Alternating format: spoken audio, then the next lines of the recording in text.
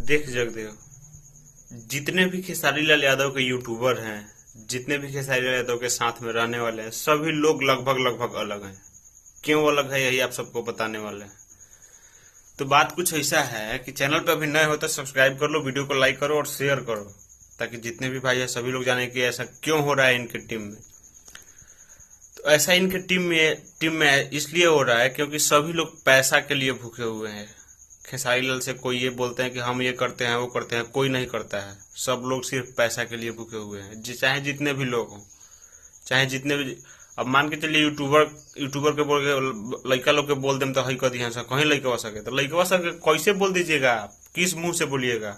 महेश पांडे जब अंदर थे, उनके उनके ऊपर सब चल रहा था, तो अब वही बोल रहे हैं कि एक लोटा पानी तक मतलब नहीं मिल रहा था। वही बोल रहे हैं, हम लोग कुछ मतलब पूरा नहीं जानते हैं, जो बोल रहे हैं वही हम लोग जान रहे हैं।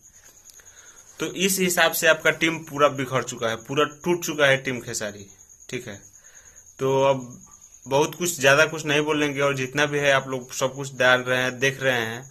और बहुत ही गंदा विवाद छिड़ा हुआ है, बहुत ही गंदा, सबसे खतरनाक और सबसे गंदा विवाद छिड़ा हुआ है इस समय।